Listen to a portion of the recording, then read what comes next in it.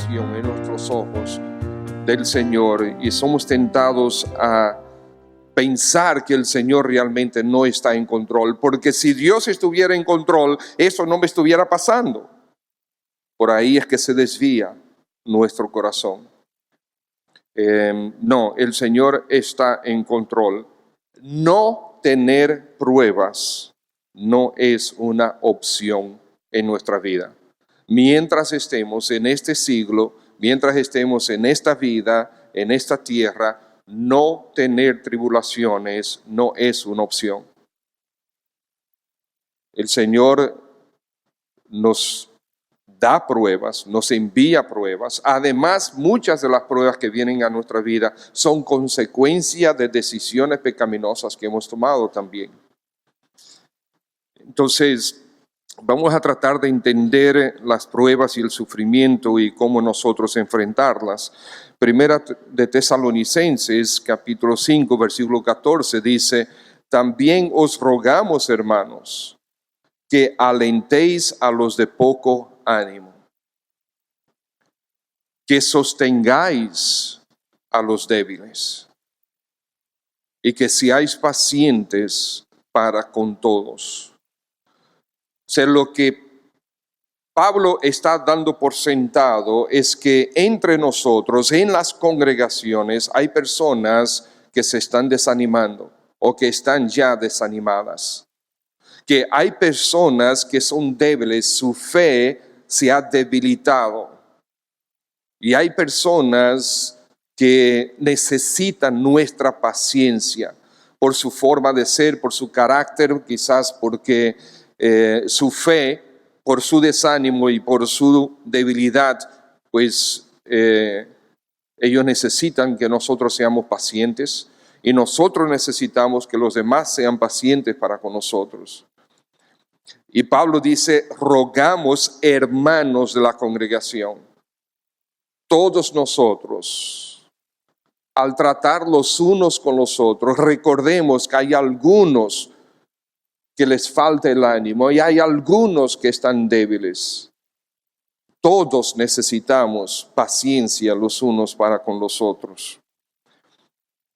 Así, en este ambiente es que nosotros debemos entender y debemos comprender, debemos llevar a cabo esta teología de las pruebas y del sufrimiento.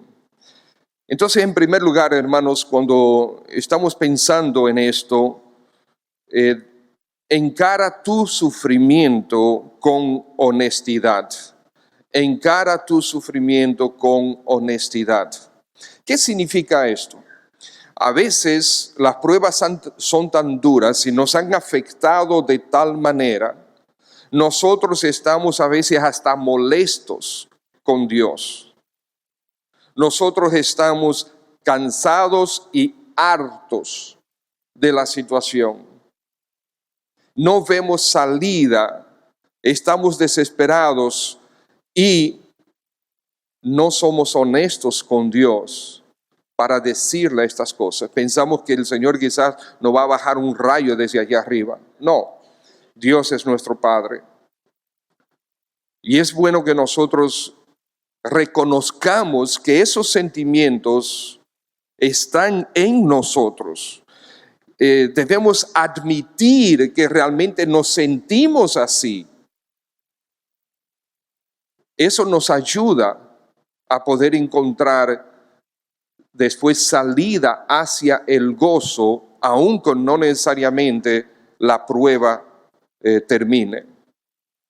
Pero necesitamos admitir que lo que está sucediendo en nosotros nos molesta, nos debilita, nos desanima, y decirle eso al Señor: Señor, mire, estoy cansado de esto.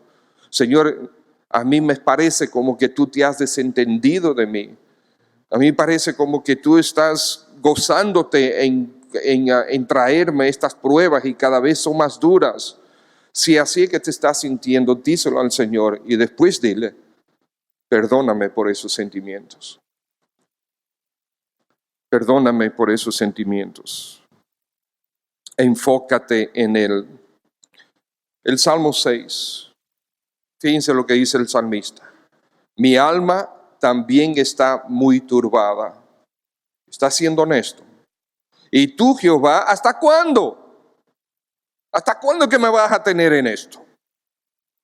Vuélvete pues, oh Jehová, libra mi alma, sálvame por tu misericordia, porque en la muerte no hay memoria de ti. Si yo me muero, yo no te voy a poder alabar. Esto es importante recordar que los creyentes del Antiguo Testamento y la forma de Dios tratar con los creyentes del Antiguo Testamento era principalmente una forma horizontal. Era esta tierra, esta vida en este mundo. Okay, las ráfagas de mirar hacia la eternidad un día con el Señor en su gloria no se ven tan a menudo como nosotros lo encontramos en el Nuevo Testamento y a lo que nosotros hoy estamos acostumbrados. Pero con el pueblo de Dios no era así. Recuérdense incluso que las promesas que el Señor le dio a Abraham, todas tenían que ver con la vida aquí. ¿Okay? Una gran nación, o sea, una gran descendencia, una gran cantidad de tierra y que todas las familias de la tierra serían bendecidas. O sea, todo era un enfoque aquí en este mundo. Entonces, por eso el salmista dice, si yo me muero, ¿quién te va a alabar? ¿Cómo te voy a alabar si me muero? En el Seol, ¿quién te alabará? Dice. Me he consumido a fuerza de gemir, todas las noches inundo de llanto mi lecho. Riego mi cama con mis lágrimas, mis ojos están gastados de sufrir, se han envejecido a causa de todos mis angustiadores. Y él está diciendo al Señor lo que está sintiendo, está siendo honesto. También el Salmo 13, vamos a leerlo.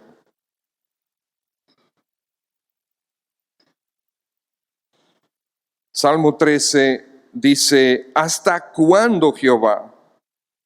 ¿Me olvidarás para siempre? Una pregunta, ¿el Señor alguna vez se va a olvidar de nosotros? Pero hay veces que se siente así cuando estamos en una prueba.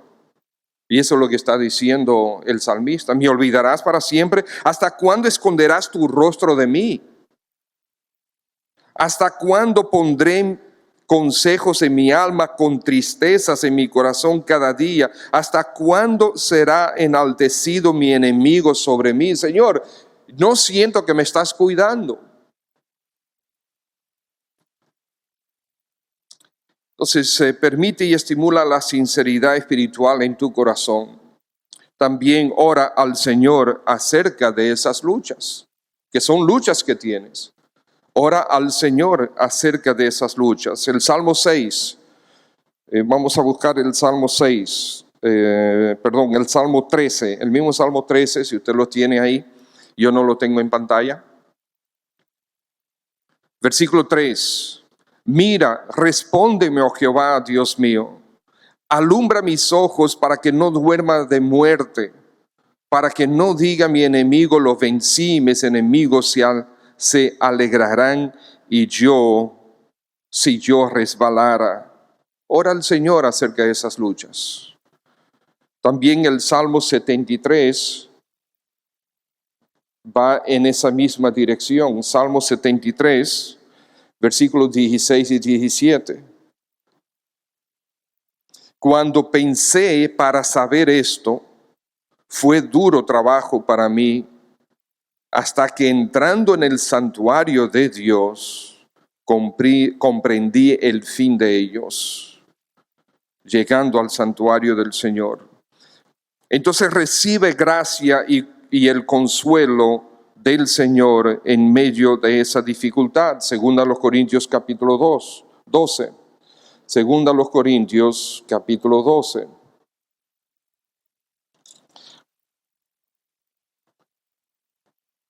Dice así la palabra de Dios, versículo 8 y 9. Respecto a lo cual 3 veces he rogado al Señor que lo quite de mí. ¿Y qué decidió el Señor? No quitarlo. Versículo 9. Y me ha dicho, bástate mi gracia, porque mi poder se perfecciona en la debilidad. Por tanto, de buena gana me gloriaré más bien en mis debilidades, para que repose sobre mí el poder de Cristo. En nuestra debilidad, cuando nuestra debilidad es real y es permanente, ahí se puede manifestar el poder de Dios. ¿Cómo puedes hacer esto? ¿Cómo puedes vivir de esta manera? A pesar de todas estas debilidades, de todas estas dificultades, a pesar de estas pruebas, ¿cómo puedes ser fiel al Señor? ¿Cómo puedes lograr tanto? Bueno, es que en esa debilidad que se destaca el poder de Cristo en nosotros. Por tanto, recibe gracia.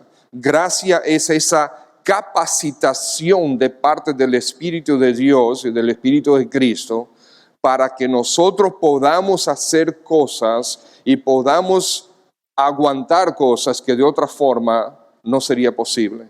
Es poder, gracia es poder. David Powlison, un escritor, pastor, recientemente falleció, se graduó, el Señor lo graduó. Él escribió lo siguiente en uno de sus libros: Dios no interviene de inmediato, aquí lo tengo, no interviene de inmediato para cambiar tu circunstancia.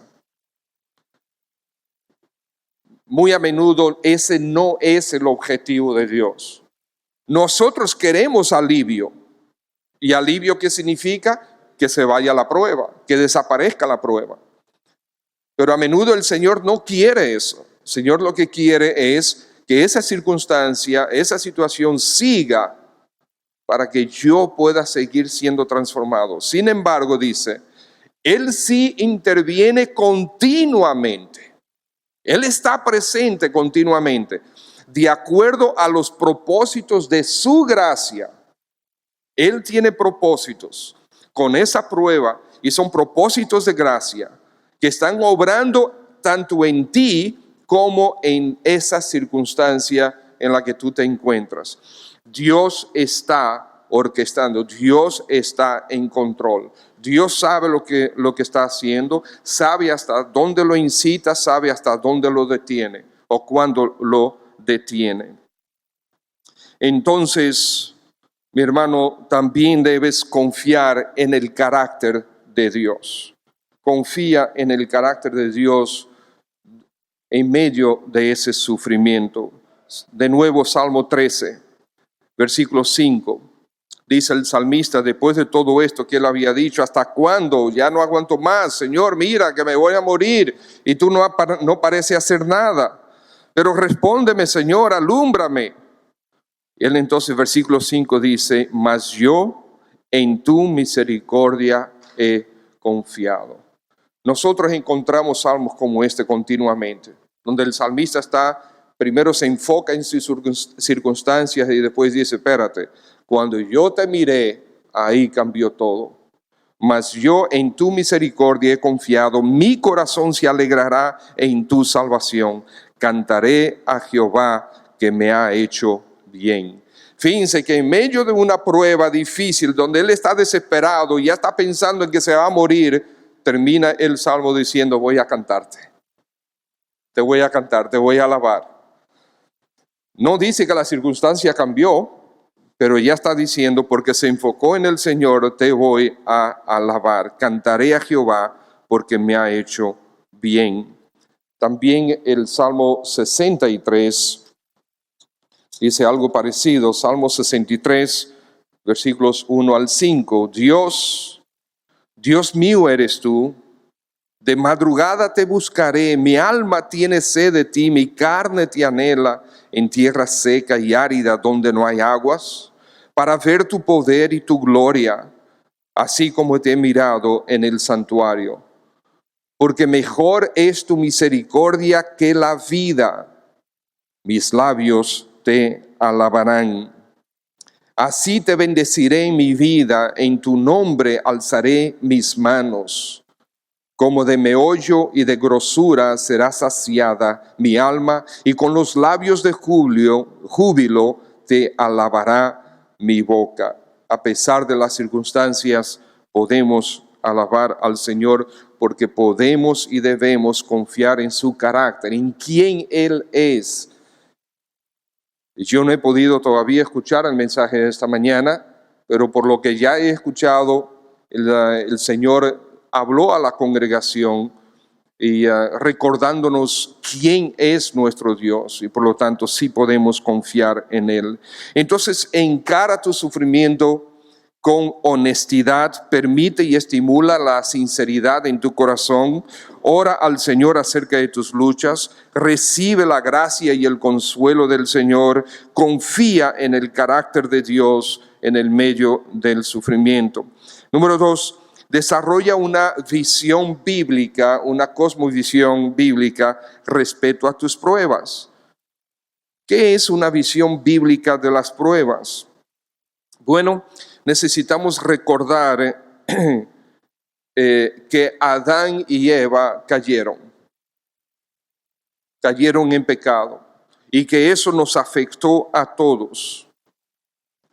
Ellos cayeron en pecado y a partir de ahí, a partir de Génesis capítulo 3, todos los que han nacido, los que nacerán, todos hemos sido y vamos a ser afectados por esa decisión funesta de Adán de rebelarse contra Dios. Romanos capítulo 3. Romanos capítulo 3. Este pasaje es bien conocido, pero muy pocas veces lo leemos realmente desde el púlpito. Romanos capítulo 3, versículo 10. La verdad que lo citamos mucho, pero no lo leemos. Como está escrito, dice el apóstol Pablo, no hay justo ni aún uno, absolutamente nadie. No hay quien entienda, no hay quien busque a Dios. Todos se desviaron, a una se hicieron inútiles. No hay quien haga lo bueno, no hay ni siquiera uno. ¿Qué nosotros necesitamos recordar? Que todos hemos pecado, que no hay ninguno de nosotros que merezca la misericordia y la gracia de Dios. Juan capítulo 15.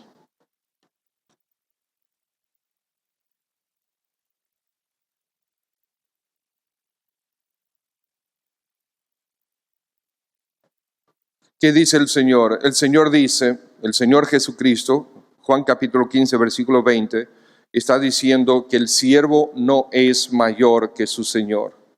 Y que si a Cristo le pasó lo que le pasó, ¿quién ha dicho que a nosotros no nos debe pasar? Él sí no lo merecía. Y él fue perseguido, y él fue maltratado, sin haber cometido pecado alguno. Muchas de las dificultades que nosotros tenemos en nuestra vida han sido por decisiones pecaminosas, ¿verdad? Nuestras, y por lo tanto viene la prueba, viene la dificultad, pero el Señor Jesucristo no hizo eso. Y todo lo que Él sufrió fue en su absoluta y total inocencia.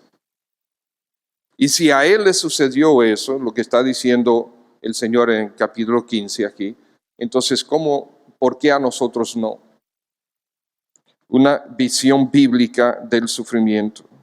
Pero al mismo tiempo debemos confiar en la soberanía de Dios. El Señor es soberano. El Señor sabe lo que está haciendo. El Señor controla todo. No hay nada que se le escape de las manos. Habacuc, capítulo 3. Vamos a ver si podemos llegar a Habacuc pronto. Habacuc, capítulo 3, versículos 17 al 19. Dice, aunque la higuera no florezca, cantamos esos versículos, ni en las vides haya frutos. Aunque falte el producto del olivo y los labrados no den mantenimiento y las ovejas sean quitadas de la majada y no haya vacas en los corrales. ¿A quién le sucedió eso en un solo día? A Job. Absolutamente se quedó sin nada. Todo se le destruyó. Todo, absolutamente. Dice el versículo 18. A pesar de eso, con todo, yo me alegraré en Jehová y me gozaré en el Dios de mi salvación. ¿Por qué puedo hacer eso? Aun cuando estoy perdiendo todo, estoy perdiendo mi salud, estoy perdiendo mi familia, estoy perdiendo mis pertenencias, estoy perdiendo todo. ¿Cómo puedo yo alabar al Señor en medio de esas circunstancias? Bueno, porque estoy confiando en su soberanía. Yo soy su hijo y Él sabe, exactamente sabe qué está haciendo conmigo en mi vida. Puede ser que yo no lo sepa, en ese momento yo no lo sé, eventualmente lo sabré. Pero tengo que confiar que Dios está en control, Él sabe lo que está haciendo. Usted recuerda, probablemente muchos de ustedes como yo, en algún momento en el pasado, espero que no sea verdad ya después que usted se haya convertido, que nosotros pensábamos que Dios era un verdugo, que Dios estaba, ese era el concepto que muchos de nosotros teníamos de Dios, que Dios estaba sencillamente chequeándonos a ver cuándo nosotros íbamos a pecar para ¡pim pum! Era un verdugo, era un exactamente implacable para castigarnos, ¿verdad? Entonces era con miedo que andábamos cuando estábamos conscientes de ello.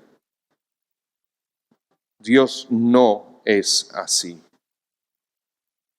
Él es grande en misericordia y lento para la ira. Confiemos en su soberanía. Versículo 19. Jehová el Señor es mi fortaleza, no las circunstancias, no lo que yo puedo hacer, el cual hace mis pies como de ciervas y en mis alturas me hace andar. Recuerda también la capacidad de Dios para la retribución. Porque a veces nosotros estamos recibiendo ataques de parte de gente malvada. Es cierto, eso sucede a los hijos de Dios. Sin razón alguna hay personas que pueden estar atacando a los hijos de Dios. Nosotros no debemos buscar la venganza, pero sí podemos entender y recordar que nuestro Dios es justo. Y Él va a dar retribución a los culpables en el momento que Él decida. Si Él decide hacerlo. Eso no nos incumbe a nosotros, no es nuestro problema, pero Dios dice que en algún momento aquellos que son culpables sí van a recibir su castigo. Ojalá todos aquellos que odien a los cristianos se conviertan a Cristo para no estar expuestos al juicio de Dios. Pero si no, su momento llegará. No debemos alegrarnos en esto, pero debemos recordar que nuestro Dios es justo. Según en Corintios 5, habla del tribunal de Cristo. Incluso hay creyentes que atacan a hermanos en la fe. Hay creyentes que maltratan a hermanos en la fe. Y eso duele todavía más que si es un inconverso, un impío que lo hace. Pero todos y cada uno de nosotros va a comparecer ante el tribunal de Cristo. Pero también dentro de la visión bíblica del sufrimiento debemos encontrar gozo y satisfacción. Gozo y satisfacción en el amor y cuidado de Dios en medio del sufrimiento. debemos recordar, hermanos, y debemos encontrar esto. Como leímos en Habacuc, que yo pierdo absolutamente todo, pero en nombre de Jehová yo no lo voy a quitar de mi boca. Alabado sea Dios, como quiera. Y cantaré a su nombre. Es difícil, sí, pero con el Espíritu de Dios podemos vencer la carne. Podemos vencer la carne. Porque una de las características, una de las evidencias de que el Espíritu de Dios vive en nosotros es que podemos ejercer dominio sobre nuestra carne. Y sí podemos tomar un salmo, y sí podemos tomar el himnario, y sí podemos cantar al Señor en medio de las pruebas duras. Romanos capítulo 8, de nuevo pasaje que debemos recordar a menudo, Romanos 8, los últimos versículos de Romanos 8, versículo 31, dice, ¿qué pues diremos a esto? Bueno, es que si Dios es con nosotros, ¿quién va a estar contra nosotros? El que no escatimó, o sea, el que no perdonó, por así decir, ni siquiera a su propio Hijo, sino que lo entregó por todos nosotros, ¿cómo no nos dará también con Él todas las cosas? ¿Quién acusará a los hijos de Dios? ¿Hay alguien que se atreva a acusarte? Pues sí, hay personas que se atreven a acusarte. De hecho, el diablo se llama el acusador de los hijos de Dios. Recuerda, Dios es el que justifica. No importa el que te acuse, ese no tiene nada contra ti, porque quien justifica es Dios. Y Dios no justifica en base a nuestra propia justicia, sino Él justifica en base a la justicia de su Hijo y te la aplica a ti. Por lo tanto, ni el diablo ni nadie más puede contra ti. ¿Quién es el que condenará? Cristo es el que murió. Él pagó. Sea cual sea tu pecado, Cristo fue el que murió, Él fue el que pagó por ese pecado. Más aún, Él también resucitó, dice Romanos 1, así Él fue consagrado Hijo de Dios en total victoria. Y el que también resucitó y además está a la diestra de Dios. ¿Y qué hace Cristo a la diestra de Dios? Dice ahí que también intercede por nosotros. Cada vez que hay una acusación contra ti como hijo de Dios, el Señor Jesucristo dice al Padre, mira mi sangre. ¿No es eso glorioso? Él intercede por nosotros continuamente. ¿Quién nos separará del amor de Cristo? ¿O qué nos separará del amor de Cristo? ¿Tribulación, esas pruebas, ese sufrimiento te va a apartar del amor de Cristo? ¿O angustia, o persecución, o hambre, o desnudez, o peligro, o espada? Como está escrito, por causa de ti somos muertos todo el tiempo, somos contados como ovejas de matadero. Antes en todas estas cosas somos más que vencedores por medio de aquel que nos amó, por lo cual estoy seguro que ni la muerte, ni la vida, ni ángeles, ni principados, ni potestades, ni lo presente, ni lo porvenir, ni lo alto, ni lo profundo, ni ninguna otra cosa creada, ni tú mismo nos podrá separar del amor de Dios que es en Cristo Jesús, Señor nuestro. Aleluya. Por lo tanto, sí podemos encontrar gozo y satisfacción en el amor y en el cuidado que Dios tiene para con nosotros. Dios sigue cuidando y sigue amándote porque tenemos un intercesor en Cristo Jesús. Tenemos la buena y perfecta voluntad de Dios que está obrando continuamente en tu vida.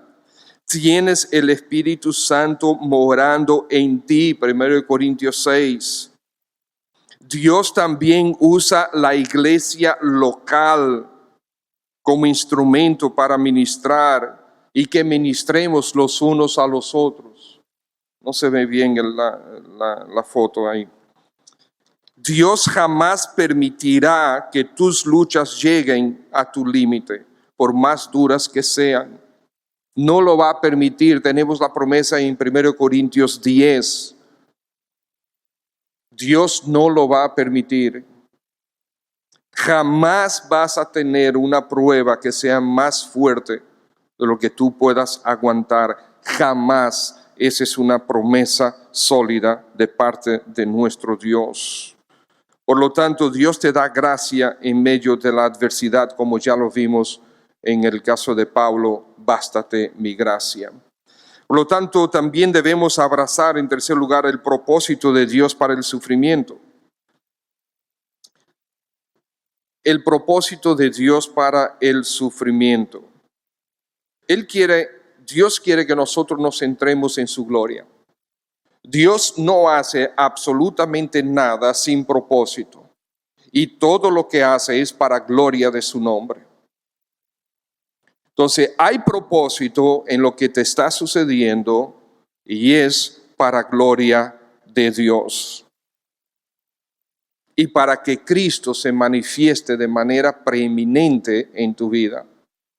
Es para que Él crezca, como bien dijo Juan el Bautista, es necesario que yo mengue y que Él crezca. Es necesario que Cristo se manifieste en nuestra vida, como dice, como poderoso gigante. Y en la manera que nosotros nos vamos adaptando y sometiendo al plan de Dios para el sufrimiento, Cristo se va magnificando en nosotros. Colosenses capítulo 1, podemos ver rápidamente Colosenses 1. Dice así las Escrituras. Versículo 15 al 18, Colosenses 1. Él es la imagen del Dios invisible, el primogénito de toda la creación, porque en Él fueron creadas todas las cosas, las que hay en los cielos, las que hay en la tierra, visibles e invisibles, sean tronos, sean dominios, sean principados, sean potestades. Todo fue creado por medio de Él y para Él. Y Él es antes de todas las cosas.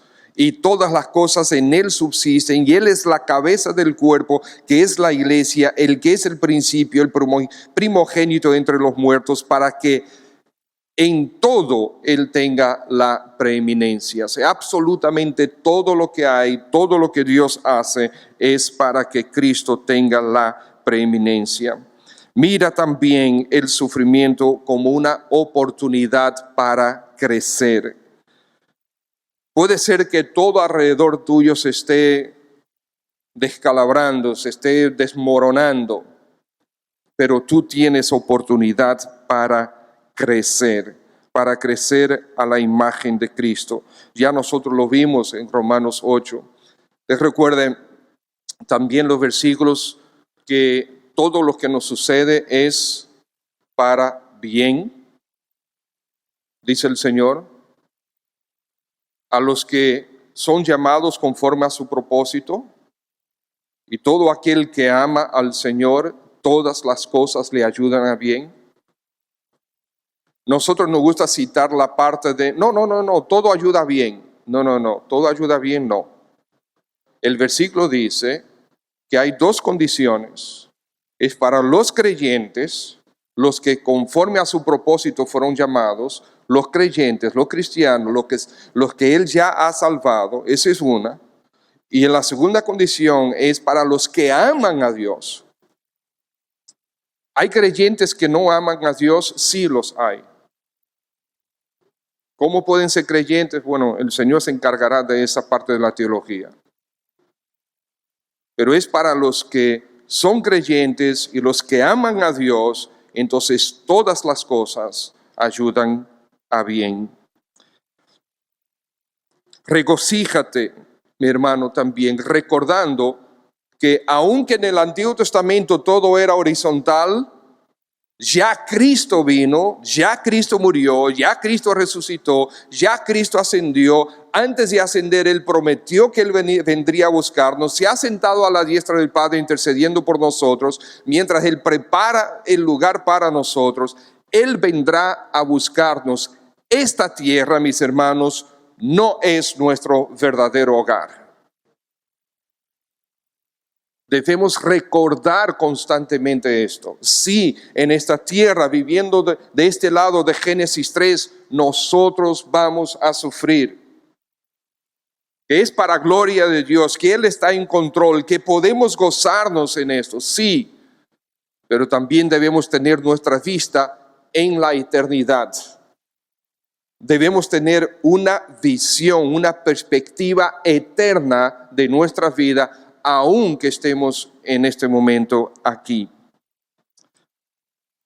También, hermanos, nuestro sufrimiento no debe ser malgastado en quejas y en autocomiseración. Nuestro crecimiento debe ser dirigido a ayudar a otros a crecer en Cristo Jesús. Como se ha dicho muchas veces, hay otros que también están sufriendo. Hay otros que también están entrando en alguna prueba. Y lo que Dios te ha enseñado a ti, tú puedes ser instrumento en las manos del Redentor para consolar, para afirmar y para ayudar a crecer a otro que también está cruzando por situaciones difíciles. Crecimiento espiritual de otros.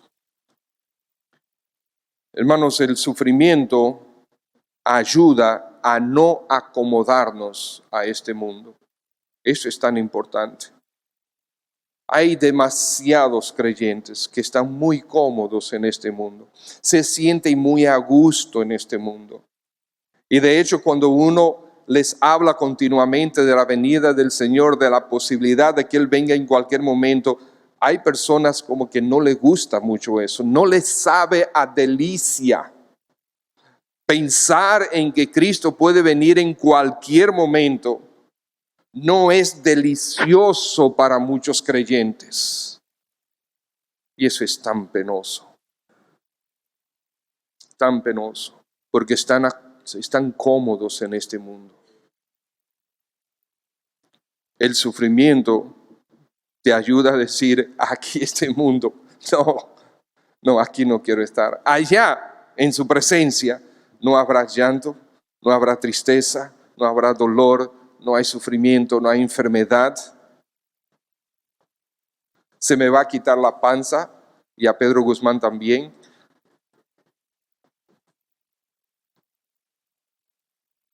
Qué glorioso.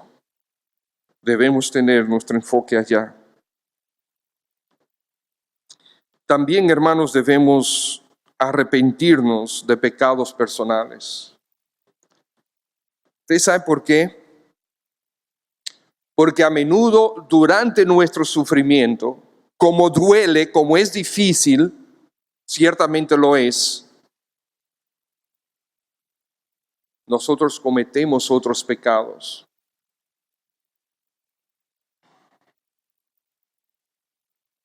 Pecados de rebeldía, insultamos personas sin arrepentimiento. ¿Y qué hace eso? Empeoran las circunstancias. ¿Y qué más hace?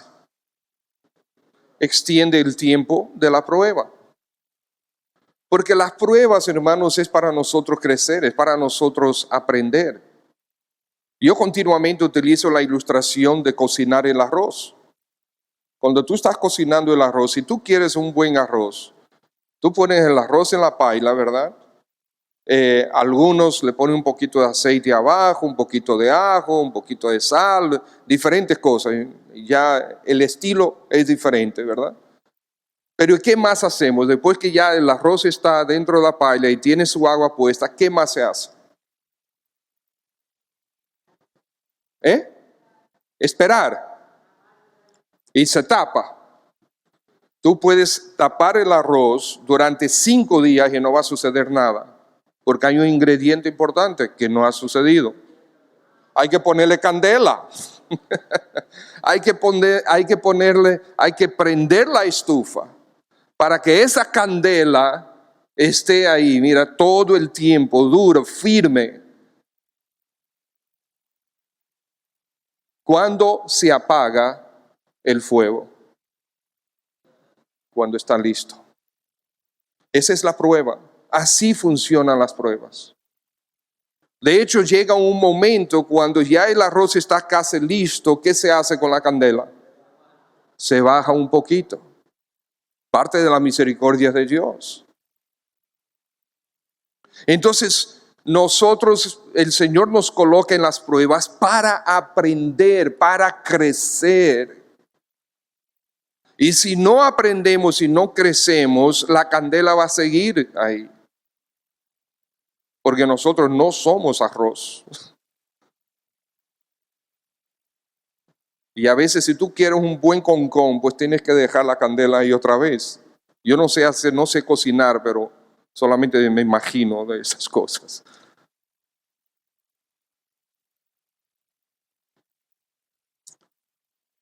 Aprende, hermano, a dar gracias. A dar gracias por las pruebas, por ese sufrimiento. Demuestra fidelidad, lealtad al Señor cuando estés tentado hacia la rebeldía.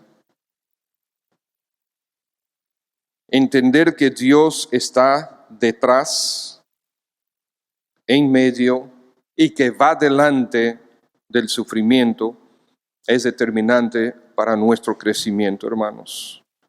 Encara tu sufrimiento con honestidad, desarrolla una visión bíblica del sufrimiento, abraza el propósito de Dios para el sufrimiento.